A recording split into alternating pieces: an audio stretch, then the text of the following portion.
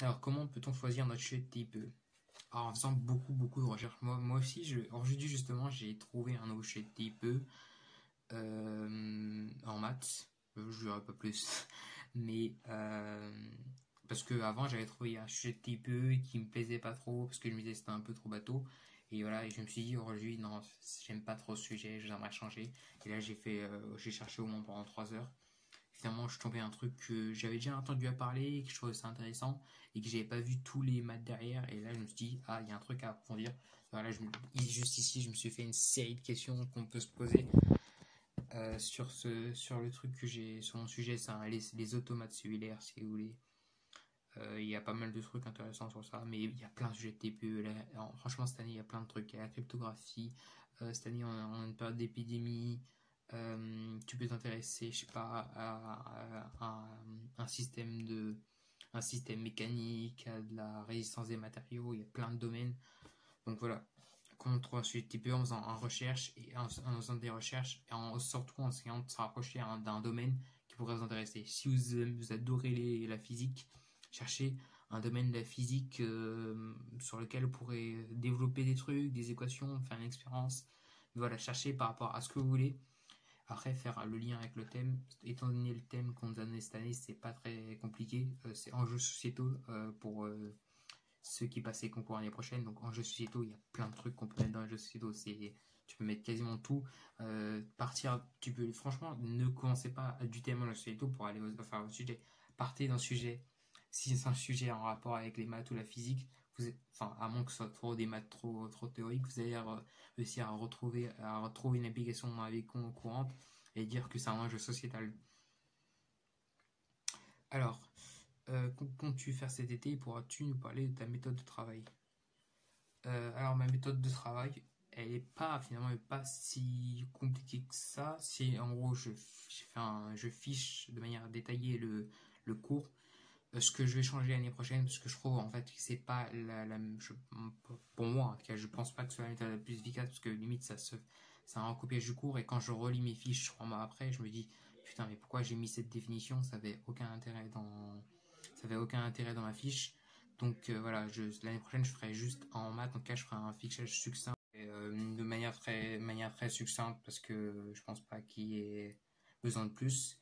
Et sinon, je travaille le travail des TD, comme j'ai expliqué tout à l'heure. En maths, je rédige mes TD. J'ai remarqué que la plupart des personnes de ma classe ne font pas ça, mais je rédige vraiment les TD. Je pense que c'est important pour la rédaction. Et d'ailleurs, cette année, je pense qu'à presque tous les DS, j'ai eu 2 points sur 2 en rédaction. Et en vrai, c'est pas compliqué, mais juste en m'entraînant à chaque fois quand je fais un TD en rédigeant, du coup, j'ai jamais de gros problèmes de rédaction, tu vois.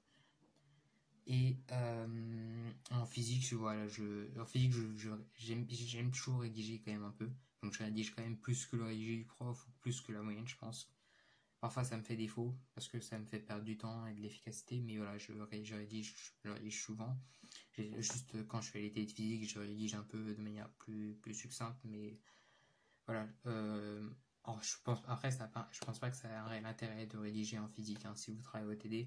Je pense qu'il faut juste les chercher, essayer de comprendre surtout ce qu'on attend de vous, et ça, c'est le plus dur en physique, je trouve. Sinon, je refais les exos importants qu'on te dit en maths avant les DS. En physique, je revois les TD. Mais je ne les refais pas les exos, c'est genre je regarde les TD, je me dis ah oui, ça, cette question, faire ça, cette question, faire ça, cette question, faire ça. Et si j'arrive à me mettre ça, je passe. Par contre, si je vois qu'il y a un petit blocage, je me dis je refais l'exo. Comme ça me permet de rafraîchir un peu la mémoire. Et voilà, et comme j'ai dit tout à l'heure en maths, je fais quelques exos en plus sur le site Math France que je vous conseille, qui est très bien. Et voilà. Donc voilà, c'est ça. Et sinon, qu'est-ce que je fais cet été? Alors cet été, préparez-vous, c'est un programme assez, voilà. Le mois de juillet, donc genre autour du 10 jusqu'au 28 juillet, non, 27 juillet, je parle le 27 juillet. Donc genre pendant 3 semaines quasiment, j'ai imprimé tous les chapitres de SP de MP en maths, pour me préparer, puisque je me dis que je vise quand même le NS, et que voilà, c'est quand même exigeant. Donc L'année prochaine, je veux plus être dans le travail, l'approfondissement des notions que dans uniquement la compréhension et la révision. Donc voilà. Et donc j'ai imprimé tous les chapitres et je compte faire un chapitre de spé par jour. Donc juste lire. C'est pas lire, peut-être surligner, voilà, quand même, pour retenir. Essayer de retenir des trucs, même si je vais pas retenir grand chose, à mon avis. Parce que je vais faire en 3 semaines ce qu'on fait en 7 mois, donc c'est pas pour rien. Mais voilà, je vais juste la noter. Et en gros, ce que je ferai, c'est que le matin, je lis un chapitre de spé. En plus, c'est genre 40 pages maximum pour les plus longs. Et pour les plus courts, ça peut être 8 pages. Donc ça peut être très rapide comme très long. Donc je verrai peut-être, parfois, je ferai plusieurs chapitres par journée. Et ce que je vais faire, c'est que l'après-midi ou même après, si c'est le chapitre rapide, je fais des trucs qu'on a fait cette année en lien avec la notion vue en spé. Parce qu'il y a quand même pas mal de choses que, par exemple, je sais pas, la topologie, on a travaillé quand même dans le chapitre sur les nombres réels et sur les suites, sur les caractérisations séquentielles. Donc je regarde des exos sur la caractérisation séquentielle et les propriétés importantes. Et voilà. Et je me dis que en travaillant comme ça, je vais vraiment revoir chaque point spécifique plutôt que de regarder par chapitre, parce que regarder chaque chapitre, c'est un peu la manière révision d'un DS. Et là, je me dis que pour le programme de sup, en tout cas, je suis en mode prendre du recul au maximum sur tout ce qu'on a vu cette année en maths, parce qu'on a eu quand même pas mal de choses. Et donc je me dis que c'est pas mal de faire le lien avec le programme de spé et de revoir chaque fois chaque truc individuellement pour vraiment me concentrer sur chaque notion individuellement, parce qu'il y a quand même pas mal de trucs à voir. Je sais pas, rien que sur les polynômes, on a vu énormément de trucs, des trucs divers, des trucs en algèbre linéaire, sur les polynômes échelonnés en degrés, comme des trucs qu'on a vu en plus en algèbre générale. Il y a quand même, voilà, il y a plein de choses à retenir, et des exotypes qui sont associés, aussi des trucs techniques comme les décompositions en éléments simples, etc. Donc le but, c'est que je me dis, en 3 semaines, si je fais ça chaque jour, je peux approfondir plein de notions. Et déjà, je pense que j'ai quand même une bonne maîtrise du programme de sup, donc je me dis que ça suffira à avoir une bonne maîtrise à tout bien revoir.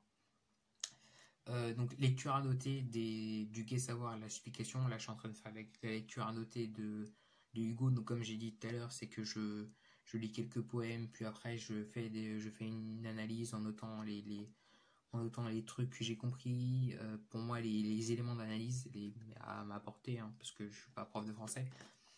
Et comme ça, à la fin, je rassemblerai tout ça, peut-être comme l'année dernière, j'ai fait dans un Word et j'imprimerai, et comme ça me fera une fiche, ou sinon je ferai une fiche moi-même, comme ça, moi je verrai, mais en tout cas, ça, je ferai un truc pour réviser les œuvres de l'année, c'est sûr, pour réviser les œuvres, pour réviser les auteurs et les définitions, je ferai des fiches sur ça.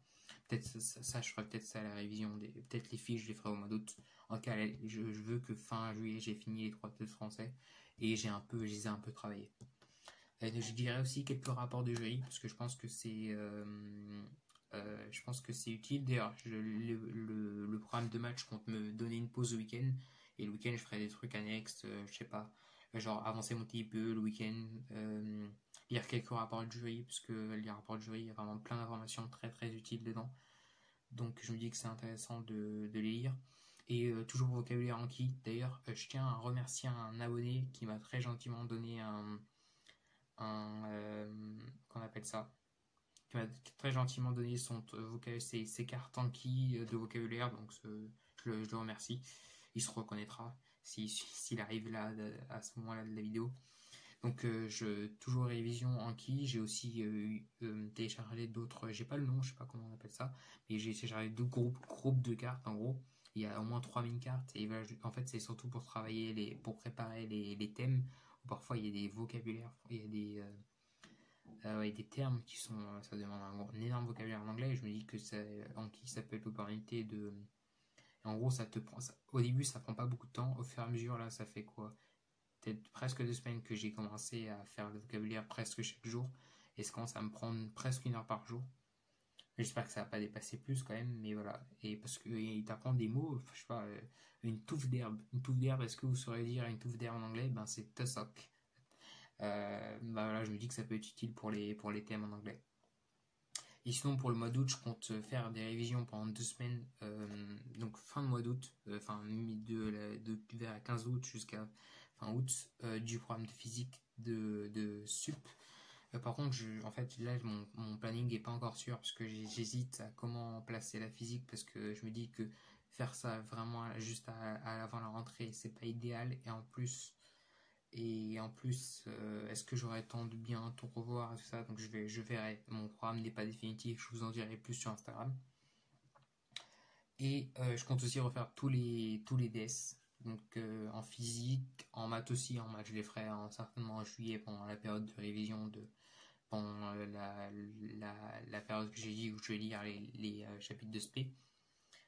Et je veux aussi lire, enfin pas totalement, mais je vais feuilleter ce livre, ce bouquin, La force de vivre, que j'ai acheté, qui je pense qui peut être intéressant. Je vais aussi me faire une appréciation que je vais apprendre par cœur, parce que voilà, l'année prochaine, anglais, français, je compte pas du tout les mettre de côté. C'est parfois des admissibilités qui se jouent à quelques points. Tu te dis que si ce point, c'est un point gagné en français, tu seras heureux. Donc voilà ce que j'ai prévu cet été. Alors, je recherche une question. Comment tu t'organises pour les livres en français vidéo? Donc voilà, je viens d'y répondre. Ta méthode de travail en SI, franchement, en SI, je travaille pas tellement beaucoup. Enfin, non, c'est pas ce que je voulais dire. C'est qu'en SI, en gros, avant un DS, il me donne un DS d'entraînement, un DS de l'année dernière, et tout ça, et je m'entraîne sur ça. Et genre, on va aller t'aider et je fiche le cours, mais les fiches en SI, ça me sert vraiment à rien parce que je me dis en fait, tout ça, je le retiens en faisant les TD et voilà. C'est vraiment la seule matière où je me dis les fiches, ça sert à rien. Donc, ouais, c'est juste m'entraîner en fait. Là, ici, c'est quand ils donnent des sujets, je m'entraîne dessus et je suis en classe et voilà, ça me suffit à. Peut-être que ce que j'ai fait un peu l'année dernière, mais je pense pas que vraiment ce soit si déterminant que ça, mais voilà, c'est un peu d'entraînement en LDS. J'ai pas une méthode très spécifique en SI. Et en physique, comme j'ai dit tout à l'heure, c'est travail DTD, parce que c'est les ressources que j'ai. Et j'ai aussi le formulaire pour faire les fiches. Je vous avais déjà montré le formulaire jaune ellipse, qui est bien formulaire maths, physique, chimie et SI. Je l'utilise surtout en physique chimie, où il est bien. En maths, il est pas assez exhaustif. Et en SI, en fait, ça dépend de comment votre prof, qu'est-ce que vous enseigne votre prof en SI. Parce que j'ai remarqué en SI, enfin, c'était pareil au lycée pour moi, c'est que le programme en SI n'est pas aussi précis qu'il l'est en physique et en maths. J'ai l'impression vu qu'on utilise des systèmes réels, il y a un peu un champ de connaissances à savoir, mais qui n'est pas délimité très clairement. Donc voilà, j'ai pas une méthode très. Donc j'utilise vraiment la physique chimie, seulement le repère physique chimie dans le formulaire qui m'est très utile pour faire les fiches. Et les fiches, je les fais à chaque chapitre. À chaque chapitre, une fiche. Une fiche qui fait un bon résumé. En gros, c'est un résumé du cours, mes fiches. Livre d'exo que tu recommandes au site web. Donc, à part Maths France, livre. Donc, il y a les démocraties que je vous ai montré. Il y a le formulaire. Ça va tenir? Ouais, ça va tenir. Le formulaire. Livre jaune, physique chimie, il est bien. Maths en tout cas en sup, hein. Je parle de la sup. Maths en sup, et je trouve qu'il n'y a pas assez de trucs. Peut-être parce que notre prof nous parle le truc de SP, je sais pas. Donc je vous dirai aussi mon avis l'année prochaine, au début d'année, enfin au fur et à mesure de l'année, pour dire si je le trouve satisfaisant ou non dans les autres matières. En tout cas en physique chimie, il est très bien parce que je trouve qu'il explique plutôt bien ce que. Vous avez vu, putain, le truc de vêtements. Et en maths, j'ai acheté ça pour l'année prochaine, pour m'entraîner pour les DS, parce que je me dis que voilà, cette année, si j'avais quelques exos en plus, ça t'a fait, tu vois. En plus, c'est des exos qui peuvent tomber en DS, donc voilà. Donc je me dis que ça peut être pratique, et il y a aussi les méthodes. Ça, c'est bien, parce que du coup, ça te fait mieux comprendre le chapitre quand tu as absorbé toutes les informations du chapitre. Tu te dis, putain, il y a tellement de trucs à faire, et en lisant ça, tu vois, que finalement, il y a en gros pas mal, un nombre fini de trucs, presque exhaustif de choses à savoir faire. Et ça te rassure un peu, donc voilà, je pense que ça peut être bien. En plus, c'est classé par thème du programme, et l'avantage sur le truc par rapport à faire des sujets de concours, c'est que c'est fait par rapport à votre progression au cours de l'année. Donc c'est à dire que dans les exos que vous allez avoir au tout début du livre, sur les premiers chapitres, les exos peuvent se faire sans avoir des connaissances des chapitres de fin d'année. Donc c'est ça l'avantage de ce genre de livre. Et en cas l'année dernière, et en cette année, je l'avais utilisé en MP, de trucs MBSI, enfin en ancien, mais il était aussi pas mal. Je l'ai pas utilisé beaucoup, sauf à la fin pour les derniers DS. Il m'a pas été super utile, mais il m'a entraîné. Donc je le conseille quand même d'avoir un. Enfin, en fait, si vous êtes en sup, attendez. Franchement, si vous êtes en sup, ne vous pressez pas d'acheter un livre, ça sert à rien. Par contre, si vous êtes en SP et que vous avez des objectifs assez élevés, ou sinon vous avez peur d'avoir un prof qui donne pas assez de ressources, ça peut être utile de, voilà, de prendre son. Il n'y a pas de mal de prendre un livre en plus si vous pensez que ça peut vous aider à avoir de meilleurs résultats. C'est quand même la prépa, c'est quand même le but, c'est de réussir ces concours. Et si ces livres peuvent vous faciliter la vie dans votre apprentissage ou dans votre entraînement, il faut pas cracher dessus.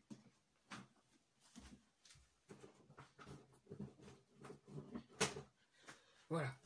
Alors, prochaine question. Hugo est-il inspirant? Oui, franchement, il est inspirant. J'ai eu pas mal de choses qui me. Parfois, des. Ouais, j'ai quand même pas mal de choses à dire. Donc, et je pense que c'est pas. Je pense pas que ce soit l'œuvre la plus compliquée. À mon avis, l'œuvre la plus compliquée, c'est Nietzsche. Mais Hugo, il est facile à lire, quand même.